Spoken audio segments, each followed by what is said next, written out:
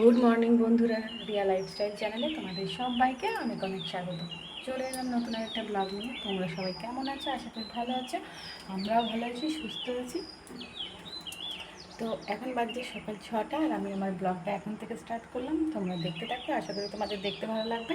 আর হ্যাঁ, আমি এখন 3 দিন থেকে সকাল সকাল তোমার যত ঘরের বাসি কাজ করে একবারে স্নান টান করে তারপর তোমার রান্না বসাই।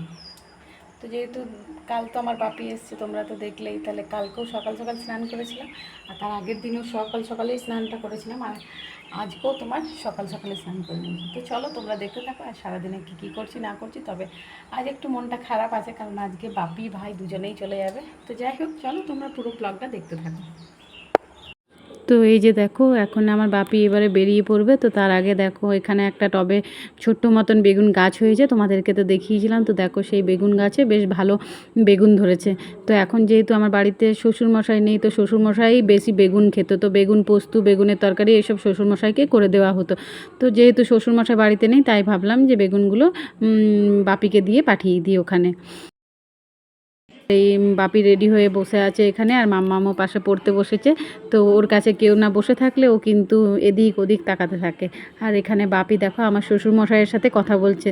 তো আমার শ্বশুরমশাই যে ওখানে গেছে, একটু মন ভালো নেই আমার শ্বশুরমশাই, এখানেই যেন মনটা সবসময় পড়ে থাকে। আর মাম্মামেরও ভালো লাগছে না, যেহেতু বাপি চলে যাবে সেই কারণে।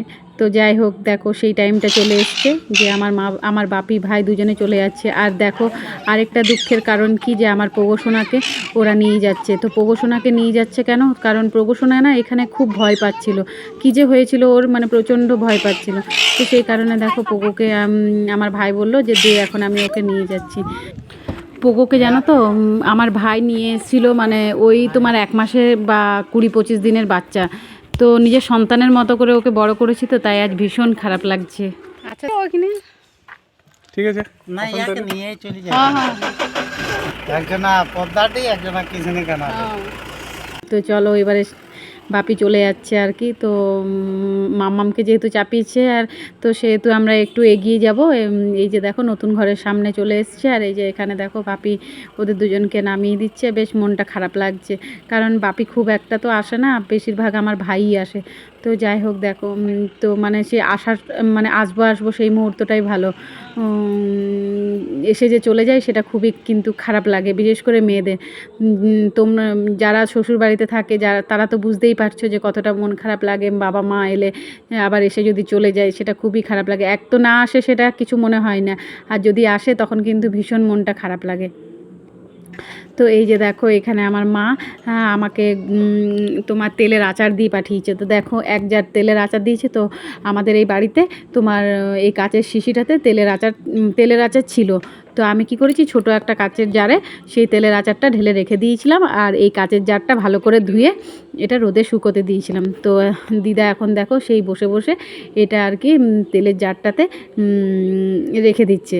আর কি বলো তো, মানে তেলের আচার এইসব আমি করতে পারি না, তো তাই দেখো মা ওখান থেকে দিয়ে পাঠিয়েছে আমার জন্য। বিশেষ করে আমার বর খেতে খুবই ভালোবাসে। আর এই যে দেখো, এখানে জয়ী আর আমার মাম্মাম দুজনে খেলা করছে। তো জয়ীর মা গেছে একটু পুজো দিতে, তার জন্য জয়ী আজ আমাদের ঘরে এসছে। তো আমাদের ঘরে মানে কেউ এলে আমার মামামের একটু বেশ ভালো লাগে। ও একা একা মানে কি করবে কি না, খেলতেও চায় না কে। তো সেই কারণে ও এলে বেশ ভালো লাগে, মানে কেউ যদি আসে আর কি বাচ্চা খেলতে, তাহলে বেশ ভালো লাগে। তো দেখো, সবাই যখন চলে গেছে তারপরে আর কি তোমার ভাবলাম যে ঘরগুলো অনেক ধুলোবালি হয়ে গেছে, তো ঘরগুলো একটু পরিষ্কার করে নিই। আর রান্নাবান্নাটাও হয়ে গেছে। তো রান্নাবান্না করার পরে ভাবলাম যে মনটাও ভালো নেই, তাই ভাবলাম যে ঝাঁটপাট দিয়ে নিই, ঘরগুলো একটু পরিষ্কার করে তারপরে তোমার একটু শোবো। শরীরটাও ভালো লাগছে না, আর যেহেতু বাপি চলে গেছে সেহেতু সত্যি বলতে কি মনটাও ভালো লাগছে না। আর পোগোকে যেহেতু চলে গেল, পোগো থাকলে কি একটা, পোগোকে নিয়ে একটু ব্যস্ততা থাকে কি, যে এই টাইমে খেতে দিতে হবে, দুপুরে খেতে দিতে হবে, রাত্রে খেতে দিতে হবে। আর গরমের মধ্যে দেখো কত পিঁপড়ে হচ্ছে, যেমন কালো পিঁপড়ে হচ্ছে সেরকম সাদা পিঁপড়ে। হঠাৎ দেখো সকালবেলা কিন্তু এত পিঁপড়ে ছিল না, কিন্তু হঠাৎ করে দেখো কত পিঁপড়ে হয়ে গেছে চারিপাশটাতে, মানে সেই পিঁপড়েতে যেমন সেই ছেঁকে ধরেছে। তো তোমরা একটু বলো তো যে তোমাদের বাড়িতেও কি এরকম এত পিঁপড়ে হয়? দেখো হঠাৎ করে দেয়ালের ওপরেও এত পিঁপড়ে, কী জানি কোত্থেকে হলো, মিষ্টির কারণে হয়েছে না কিসের জন্য হয়েছে এত পিঁপড়ে বুঝতেই পারা যাচ্ছে না। তো দেখো কে বলবে, সকালে ঝাড় দিয়েছি, দেখো কত নোংরা বেরোচ্ছে ঘর থেকে। মানে সারাদিনে যদি আমি 24 ঘন্টায় 24 বার ঝাড় দিই, তো আমার যেন মনে হয় যেন 24 বারই এত এত ধুলো বেরোবে। কিন্তু দেখো ঘরে কিন্তু সেরকম লোকজন নেই, শ্বশুরমশাই নেই, শাশুড়ি মা নেই, তাও যে কেন এত ধুলো ময়লা হচ্ছে কী জানি বাবা। তো বন্ধুরা দেখো, আমি কালকে এখানে আইসক্রিম হতে দিয়েছিলাম, ঠিক আছে? তো দেখছো তো কীরকম বরফ হয়ে গেছে পুরো গ্লাসটা। তো মাম্মাম এখনও জানে না যে আমি আইসক্রিম হতে দিয়েছি। তো কী সুন্দর উঠেছে দেখো। তো চলো মাম্মামের কাছে নিয়ে যাই, মাম্মাম তো দেখে অবাক হয়ে যাবে। তো চলো মাম্মামের রিয়াকশানটা দেখবো আমি। এই যে দেখো মাম্মাম এখানে টিভি দেখছে। মাম্মাম, মাম্মাম চোখ বন্ধ করো, চোখ বন্ধ করো। টান টান।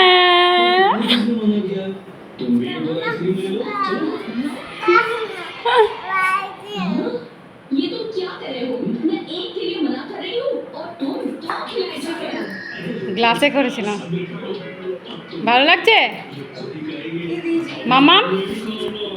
ওই স্কোয়াশটার জল বেটা ভালো লাগছে?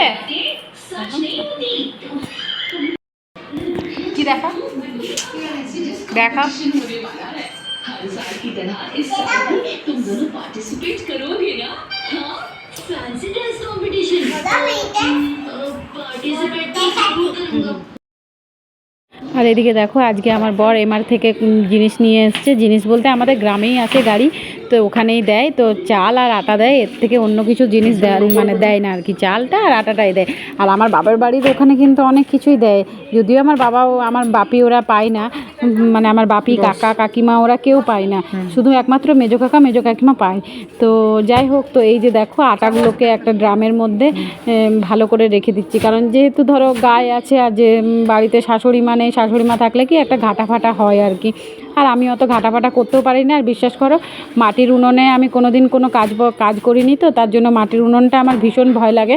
তো তোমার সেই কারণে এখন আটা জল মাড় এইসবই দিয়ে দিই গাইকে খেতে।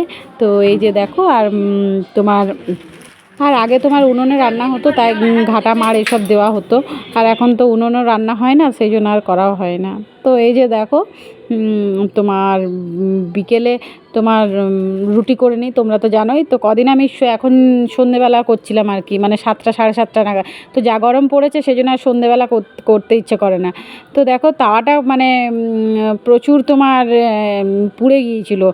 তো যেহেতু ধরো আর পরোটা করেছিলাম, তো তার কারণে আসলে বেশি পুড়ে গিয়েছিলো। আর সকালে যেহেতু বাবা ভাই ওরা খেয়ে গেল, সকালেও রুটি করে দিয়েছিলাম, তো তাওয়াটা ভীষণ পুড়ে গিয়েছিলো। তো দেখো সেই পিতাম্বরী পাউডার আছে, সেই পিতাম্বরী পাউডার দিয়ে তাওয়াটা গরম করে যদি তুমি একটু পিতাম্বরী পাউডার দিয়ে আর এই তোমার স্কচ ব্রাইটটাতে বা এই তারের বাসন মাজাগুলো দিয়ে যদি তুমি একটু হালকা করে ঘষে দাও, তোমার কিন্তু পুরো যে পুড়ে যাওয়া যে দাগটা পুরোটাই কিন্তু চলে যাবে, মানে অত পরিশ্রম করার দরকারই হয় না, জানো তো।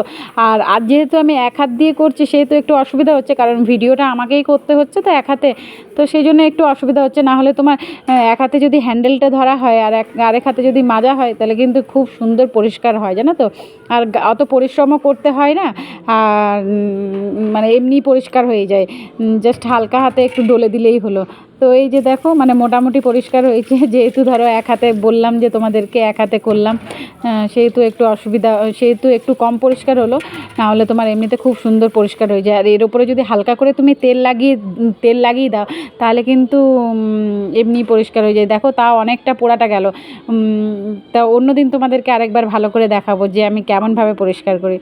বিকেলে হাঁটতে বেরিয়েছিলাম, তো হাঁটতে বেরোনোর সময় ভাবলাম যে আমাদের দেওরের এখানে যে ঘরটা হচ্ছে, অনেক দিন তোমাদেরকে দেখাইনি, তো চলো আজ একটু ঢুকে একটু দেখাই তোমাদেরকে। তো আর এই দিকে দেখো আমার দেওর এখন জল দিচ্ছে, আজকে মিস্ত্রিরা কাজ করে দিয়ে গেছে, দিয়ে তারপরে তোমার এখানে দেওর আমার জল দিতে শুরু করে দিয়েছে। তো এই যে দেখো বেশ সুন্দর আর কি। আর আমার দেওর অনেক দিন থেকেই আমাকে বলছিল যে বৌদি আমাদের ঘরটা একদিন ভিডিও করে দিও। তো তাই ভাবলাম যে আজকে চলো একটু ভিডিও করে দিই। তো মানে আমার শ্বশুরমশাইরা 3 ভাই, তো তো দেখো 3 ভাইয়ের কিন্তু একদম পাশাপাশি ঘর। প্রথমে কাকুর ঘর হচ্ছে এখানে রাস্তার ধারে কাকুর, তারপরে হচ্ছে আমার বরের জেঠুর, আর শেষে একবারে আমাদেরটা আছে। তো যাই হোক, ঠিকই আমরা 3 জন বেশ পাশাপাশি আছি একসাথে। তো যাই হোক, তো চলো এবারে কিন্তু মাম্মামকে একটু গান করাতে হবে। তো চলো বাড়ি যাওয়া যাক।